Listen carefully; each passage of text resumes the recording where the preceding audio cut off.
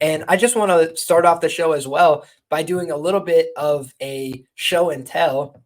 So let's see if I've got this internet stuff figured out at this point after all these years. I think I can figure this out. Are you guys seeing what's on the screen here? So this was the best bets article tonight. And what I try and do is make the case for how you could play either fighter in the fights. And also I include all my analysis, and I was pretty proud of how the analysis turned out today. The fights were very back and forth competitive. Loner Kavanagh, inside the distance, plus 350, KO plus 600, a couple of things that I shouted out on his side of things, right? I always talk about on Contender Series, there's so many huge variables. There's a lot of risk that goes into laying chalk favorites, and I'm very selective with how I would advise people to do that. So instead, you can look at these prop markets and try and buy down in ways that make sense, get the plus money opportunities on either side of the fight. So Antoine Ho, we just hope that he's okay. We hope that, he recovers and has some time off, because that guy went out there and put it on the line. But unfortunately, he was just not the guy tonight. We saw that Loner Kavanagh is a problem in the flyweight division. Nobody's going to want to sign to fight this guy right now. I tweeted out and it died on arrival. Could you imagine this guy fighting Malcolm Gordon? That would be a 60-second or less type of fight. Our DraftKings buddies would be getting, huge returns on the first round bonus there on DFS. But then we look at the next fight where we've got, who was it? It was, Delgado and Juarez, and Delgado by KO. Another example of a guy who closes as a big minus 300 favorite. I was like, buy it down, get the plus 200 as a different way, to look at it, because he's a violent guy. He's going to go out there. People were looking at his submission game. He was submitting guys that were, with all due respect, not of his level, not of his ilk. And I think that a guy like Juarez went and showed out that he's tough. He's willing to go out there and put on a scrap, but technically he was just a little bit of a step behind tonight. So again, seeing how you can play either fighter in a way that could make sense, in a way that could be plus EV, because I know that people are using this as a resource, right? They're going to look at ways that they can play it, and they might already have a side coming into the week. So I'll try and give you different ways that I look at the fight. I had a ton of different analysis about this one, was happy with how it turned out. One of the only favorites that I was pretty confident in on this card for Contender Series was Bruno Lopes. Reason being, they invited him back. Guys, it's something to pay attention to. Not every fighter that they invite back on Contender Series is being brought in to win, right? Sometimes they bring people back as known cannon fodder that they can get exploded by a prospect that they really like and build him up that way. But when I looked at his opponent here, Mikheil, I just didn't believe in his game. He's supposed to be a wrestler. I thought his wrestling was not very good. I thought it was serviceable only because of the division and the quality of competition that he was competing against. And I think that if you guys watched that fight, it was borne out. Bruno Lopes, his problems are still there, right? He still gets hit cleanly on the chin. He still doesn't have great head movement. However, what we did see from Bruno Lopes is his wrestling was on point to defend everything from Mikheil. So that was ultimately why he was the winner there. I'm happy about this one, guys. I picked Rami Hamed. Unfortunately, he didn't get the UFC contract, but Rami Hamed went out there, and my number one method of victory for him was the decision at plus 600. When you look at how he, approaches the game, a guy like Meng is just swinging. He's violent. He's taking all these chances, but really we didn't see a guy that was very composed inside the octagon, constantly going for double overhooks, not a very sophisticated move.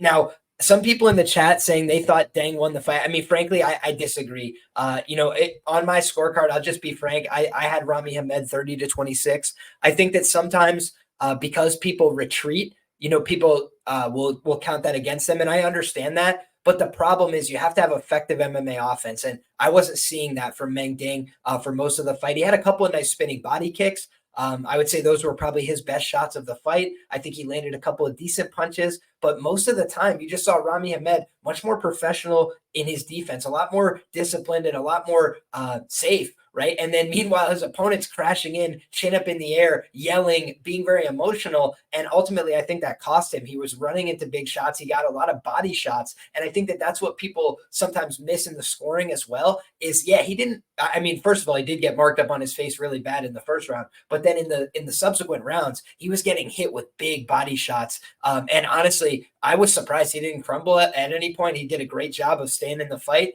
I thought that the grappling of both guys looked really, really bad. But ultimately, Rami Hamed, just a very simple meat and potatoes approach of going double underhooks all night, kept him upright. And that was the difference maker. The thing that I'll say was really interesting, shout out to Meng for going out there and leg kicking a leg kicker. A lot of people don't do that. It is very effective. I think that partially got Rami Hamed off his game. He's normally a very potent leg kicker, and he wasn't able to get off on hardly any low kicks in the early portion of this fight because you saw Meng was the one who was throwing the low kicks, but he was landing committed counters, and he landed a lot of 1-2s down the pipe. He did land a lot of hard body shots. So ultimately, I think the right guy won the fight, but him not getting a contract, I thought, is also fair play.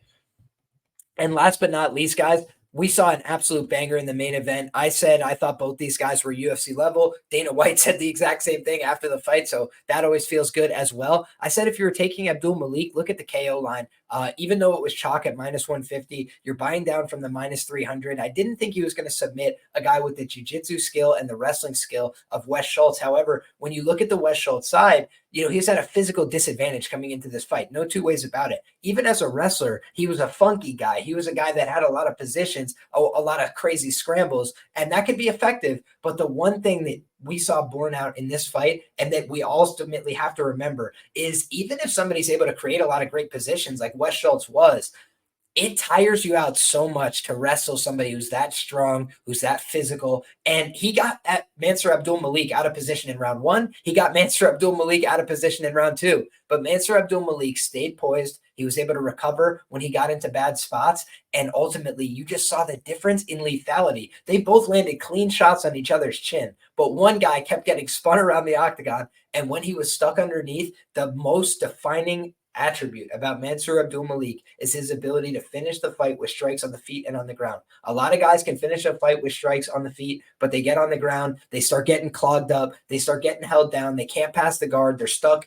And you just see that this guy, Mansour Abdul-Malik, he's going kill switch. When he gets on top of somebody, he's trying to drop elbows, he's trying to drop big punches. And we've seen it multiple times where he puts guys out cold. And in this fight, Wes Schultz stayed tough. He kept trying to fight, but ultimately he was just getting blasted by a guy who had great position and had too much cardio for him at that point in the fight. And question answered, right? Mansour Abdul-Malik never out of the first round until tonight. And he showed I can go out there and push it. And not only can I push it, I can push it for a finishing pace into the second round. I think that was an important step for him. I think he can win a lot of UFC fights, but the development has to be right. They've got to make sure that they put him on the right trajectory. But ultimately, I feel good about the analysis. I love Contender Series, guys. It reignites my fire for fighting all the time because you get these guys who are highly motivated. You get these guys who really want to be there. And there's no, pitsy patting about. Like everybody's out there to try and land big shots, to try and win the fight, to try and do eye-catching moments. And that's the kind of fighting that I'm looking for. People that are trying to put their art forward. Even the guys that lost tonight, I have nothing but respect for the guys that went out there and scrapped and tried to put it on the line and threw. Any fight that's like that, I enjoy and I'm happy about. It's the fights where we see people that both look like they, would rather be out there grocery shopping or doing anything else in the world other than fighting each other for the 15 minutes they've been allotted. That's the thing that drives you crazy as a fight fan because there's so many people like we saw tonight that want the opportunity to go out there and scrap, put it on the line, have fun fights, scrap. So for me, that's what I saw tonight. I saw a lot of people that were eager, beaver, that wanted to go out there and fight. And hopefully that momentum carries us into UFC 305. And I will say the Australians know how to get down. They will be loud. They will be proud. They will have the beer flowing. It will be a great energy event. I think that we'll see a lot of people fired up. I think that we'll see a lot of people, that really want to see what happens in this main event. And it's been a little bit quiet leading in this fight week, but I think that as we start to see these two athletes in closer proximity, I think as we see some of these press events unroll, I think as we see these guys get closer and closer face to face, I think it's going to be a really interesting matchup. So my guy Tristan asked in the comments, are you going to be having Contender Series bets this year? Yes, I certainly hope to.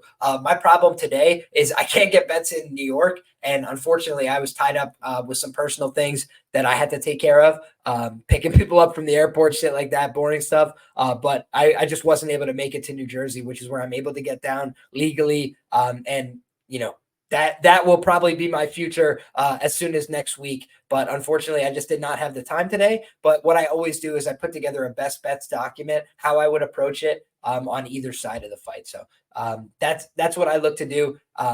Best plus money angles on either side of the fight, and then the analysis, why I feel the way I feel, how you could look to target it from a live betting standpoint as well when when necessary or when appropriate, right? When there's a cardio dynamic, things like that. So I think that there's a lot to be gained from Contender Series. It's still a market that a lot of people get a lot of faith in these fighters that they see, but you got to remember, these are regional level fighters sometimes coming in, and they've got a lot of potential, but they're also incentivized to go out there and fight like crazy, take a lot of risks, and that leads to crazy outcomes. So for me, I love the Contender Series because dogs win, people get finished, and fights tend to be fun. So Lord willing, knock on wood, we keep that tradition going into next week.